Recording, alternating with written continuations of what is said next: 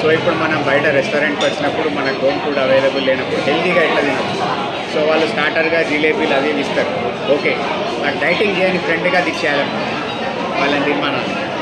Next meal ఎట్లా కూడా select చేసుకోవాలని చెప్తాను. బ్రౌన్ రైస్ అడిగినా బ్రౌన్ రైస్ లేదండి వీళ్ళ దగ్గర.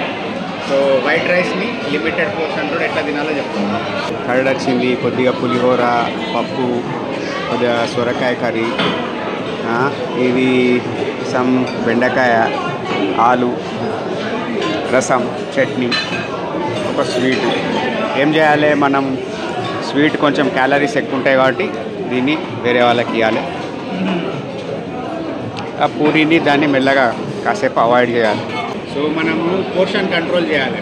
కనిపించింది అని చెప్పి తక్కువ పోర్షన్ పెట్టుకోవాలి. రైస్ ఉంది కదా, రైస్ని తక్కువ పెట్టించుకోవాలి.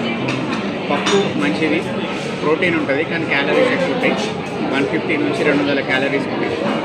ఇది సొరకాయ కర్రీ, ఇది మంచిది, దీనిలో వాటర్ కంటెంట్ ఎక్కువ ఉంటుంది, ఇది మంచిది, ఇది కలుపుకోవచ్చు. ఇంకోటి ఏంటిది ఆలుగడ్డ, ఇది కొద్దిగా అవాయిడ్ చేయొచ్చు. నార్మల్గా మనకు ఉండేది ఉలువ చారు, ఇది ఉంది, ఇది తినొచ్చు, మంచిది. ఇప్పుడు దాకా మనం గప్చుప్ అనుకున్నాం కదా, అది పూరీలేదు కాబట్టి పాపడాలను కూడా కొంచెం అవాయిడ్ చేయొచ్చు, పర్లేదు.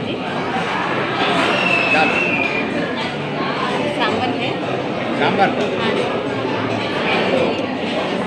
సో టెక్నికల్గా నేను నాన్ వెజిటేరియన్ క్యాండిడేట్ని, కానీ మా ఫ్రెండ్ శ్రావణ మాసం ఒక పొద్దులు, సో వాళ్ళ కోసం వెజ్ రెస్టారెంట్ తీసుకున్నామంటే బాగుంది, ఫుడ్ బాగుంది, డీసెంట్గా ఉంది, అంబియన్స్ బాగానే ఉంది. కానీ నాకు ఒకటే ఉన్న రిజర్వేషన్ ఏంటిదంటే, మీ పేరెంట్స్ని పట్టుకొని రండి. ఓన్లీ వైఫ్, హస్బెండ్, లవర్, మీ పిల్లలే కాదు, పేరెంట్స్ ఇంట్లో ముసలోళ్ళు ఉంటారు కదా, వాళ్ళని ఎందుకు తీసుకురారు. ఎక్కడ చూసినా కానీ కపుల్సే ఉన్నారు, యంగ్ చిల్డ్రన్ ఉన్నారు, కానీ ముసలోళ్ళని తీసుకురారా. అది ట్రై చేయండి, ఇక్కడ ఉంది, ఓకేనా, మంచిది, రైట్.